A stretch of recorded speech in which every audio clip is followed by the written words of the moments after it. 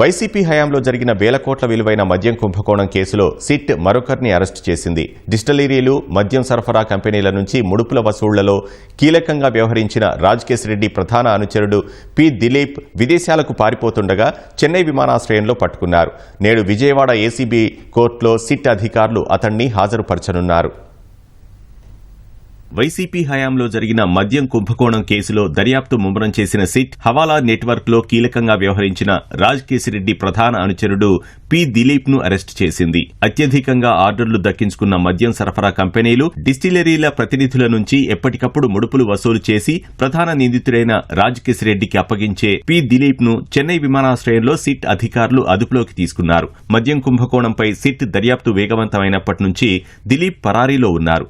ఆయన విదేశాలకు పారిపోకుండా గతంలోనే లుకౌట్ సర్క్యులర్ జారీ చేశారు.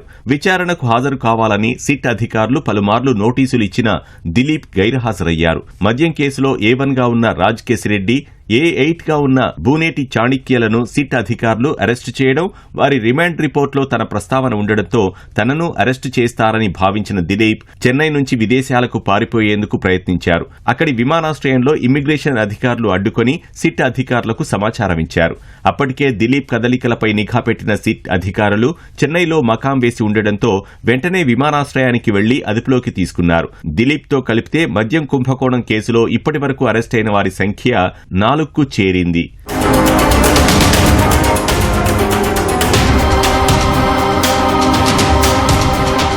మద్యం డిస్టిలరీలు, సరఫరా కంపెనీల నుంచి ముడుపుల వసూలుకు రాజ్కేశిరెడ్డి 7 అంచెల హవాలా నెట్వర్క్ ను రూపొందించారు. రాజ్ తోటల్లుడు ముప్పిటి అవినాష్ రెడ్డి, ప్రధాన అనుచరుడు బూనేటి చాణక్య అలియాస్ ప్రకాష్లు ఈ ముడుపుల వసూళ్ల బాధ్యతలు చూసేవారు. వారి ఆధ్వర్యంలో ఖురేషీ, సైఫ్, దిలీప్, సందీప్, చిష్టీలు పనిచేసేవారు. క్యాష్ హ్యాండ్లర్లు, క్యాష్ కొరియర్ల పేరిట ఈ వ్యవస్థ నడిచేది. డిస్టిలరీలు, సరఫరా కంపెనీల ప్రతినిధులు తీసుకువచ్చే ముడుపుల సొమ్మును హైదరాబాద్లోని వేర్వేరు ప్రాంతాల్లో కలెక్ట్ చేసుకుని దాన్ని రాజ్కేశిరెడ్డికి అప్పగించే బాధ్యతలు చూసిన 5-6 క్యాష్ హ్యాండ్లర్లలో దిలీప్ ఒకరు. APSBCL నుంచి డిస్టిలరీల ఖాతాల్లో సొమ్ము జమైన వెంటనే 5 రోజులకోసారి ఈ ముడుపులు వసూలు చేసేవారు. డిస్టిలరీల ప్రతినిధుల్ని దిలీప్ హైదరాబాద్లోని Nanakramguda, Jubilee Hills road number 12, MLA colony, Banjara Hills, Khajaguda తదితర ప్రాంతాల్లో కలిసి ముడుపులు సొమ్ము తీసుకునేవారు. ఆ మొత్తాన్ని రాజ్కేశిరెడ్డికి అప్పగించేవారు. తమ ఉనికి దొరకకుండా VPN లేదా ఇంటర్నేషనల్ నంబర్లు, సిగ్నల్ వంటి యాప్స్ ద్వారా మాట్లాడేవారు. తరచూ నంబర్లు మార్చేవారు. ఈ నేపథ్యంలో దిలీప్ ను ప్రశ్నించి మరిన్ని వివరాలు రాబట్టేందుకు సిట్ ప్రయత్నిస్తోంది.